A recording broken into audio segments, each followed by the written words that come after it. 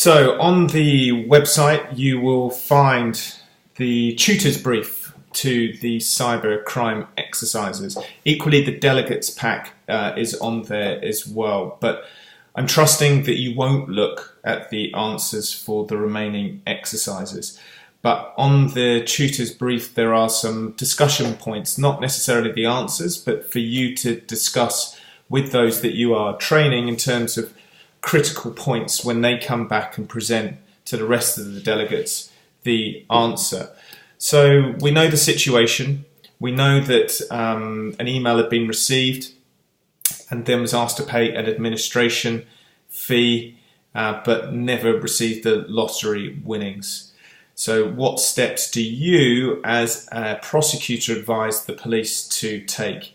So in terms of the tasks, we need to determine who the offender is, what the offence is, and how can we try and secure the money is returned to David. So with that in mind, we need to firstly consider the offending. So you may want to use the guide in relation to considering the offences that have been committed. So first step is this a cyber enabled or is it a cyber dependent crime? You may consider that this is a cyber enabled crime. So if you were to look from page 46, you'll see obviously that there are offences under the Criminal Offences Act of stealing, false pretences, false and forgery. But those offences may not cater for the cyber element in relation to these offences. So you may want to look at section 119 of the Electronic Transactions Act or section 122. Of course, in relation to this offence as well, what you already have will be the email that requested the payment of the money. So do you know who the provider is? Do you know where the server is located? You want to preserve that evidence in relation to the other emails that may be on the server. So first and priority action is to have preservation. So section 100 of the Electronic Transactions Act, and then a backup section 104 and an order under section 101. Remembering that the order under section 101, if you turn to your investigative tools at page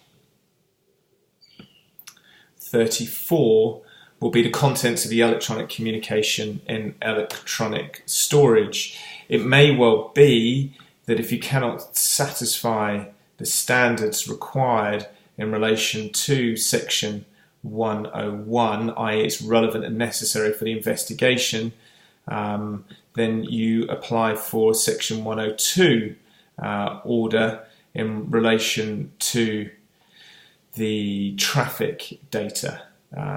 Again, remembering the standard that is required in relation to that particular order. Also remembering where the server is located. Can you go through the informal route rather than mutual legal assistance?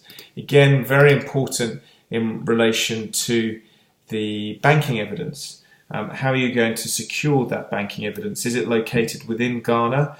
Well, we have the banking evidence in relation to David sending out the money, but is that necessarily what you want? Do you need to know in terms of the bank that it was sent to?